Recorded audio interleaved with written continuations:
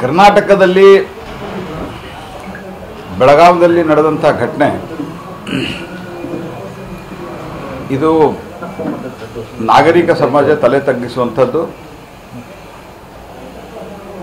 ತಮ್ಮೆಲ್ಲರಿಗೆ ಗೊತ್ತಿದೆ, ನಾನು ಭಾಳ ದಿವಸಗಳ ಕಾಲ ಆಲ್ಮೋಸ್ಟ್ ಆಗಸ್ಟ್ದಿಂದ ನಾನು ರಾಜಸ್ಥಾನದಲ್ಲಿದ್ದೆ. ರಾಜಸ್ಥಾನ್ ಕಾಂಗ್ರೆಸ್ ಸರ್ಕಾರದಲ್ಲಿಯೂ ಸಹಿತ ಇದೇ ಭೀಕರ ಸ್ಥಿತಿ ಇತ್ತು.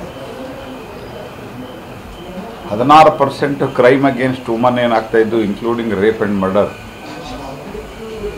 ಅದು ರಾಜಸ್ಥಾನ ದೇಶದಲ್ಲಿ ಆಗ್ತಾ ಇದ್ದಂಥ ಪೈಕಿ 16 ಪೈಕಿ ರಾಜಸ್ಥಾನದಲ್ಲಿ ಆಗ್ತಾ ಇತ್ತು. ಎಲ್ಲೆಲ್ಲಿ ಕಾಂಗ್ರೆಸ್ ಸರ್ಕಾರ ಇದೆ ಈ ರೀತಿಯಾದಂಥ ಘಟನೆಗಳು ಭಾಳ ದೊಡ್ಡ ಪ್ರಮಾಣದಲ್ಲಿ ಜಾಸ್ತಿ ಆಗ್ತವೆ. ಯಾಕೆಂದರೆ ಅನೈತಿಕತೆಗೂ ಮತ್ತು ಕಾಂಗ್ರೆಸ್ಗೂ, ಅಂದರೆ ಈಗೇನು ಭ್ರಷ್ಟಾಚಾರ, ಇಲ್ಲೀಗಲ್ ಫಂಡಿಂಗು, ಇದೆಲ್ಲ ಕಾರಣದಿಂದ ಅಪರಾಧಿ ಜಗತ್ತು ಮತ್ತು ಕಾಂಗ್ರೆಸ್ ಪಾರ್ಟಿಗೆ ಯಾವಾಗಲೂ ಅವಿನಾಭಾವವಾದಂಥ ಸಂಬಂಧ ಇದೆ.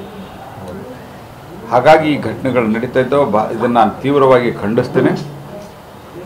ಇವತ್ತು ನ್ಯಾಷನಲ್ ಹ್ಯೂಮನ್ ರೈಟ್ ಕಮಿಷನ್ದವರು ಅಲ್ಲಿ ಭೇಟಿ ಕೊಡ್ತಾ ಇದ್ದಾರೆ ಅಂತ ತಿಳ್ಕೊಂಡು ಮಾಧ್ಯಮದ ಮೂಲಕ ತಿಳಿದಿದೆ. ಮತ್ತು ನಮ್ಮ ರಾಷ್ಟ್ರೀಯ ಅಧ್ಯಕ್ಷರು ಕೂಡ ಒಂದು ಮಹಿಳಾ ತಂಡವನ್ನು, MP ಗಳ ತಂಡವನ್ನು ಕಳಿಸಿದ್ದಾರೆ. ಸರ್ಕಾರದ ಮೇಲೆ ನಾವು ತೀವ್ರವಾದಂಥ ಒತ್ತಡವನ್ನು ಹಾಕಲಿಕ್ಕೆ ನಮ್ಮ ಪಾರ್ಟಿಯವರು ಕೂಡ ಈ ಕೆಲಸವನ್ನು ಮಾಡ್ತಾ ಇದ್ದಾರೆ.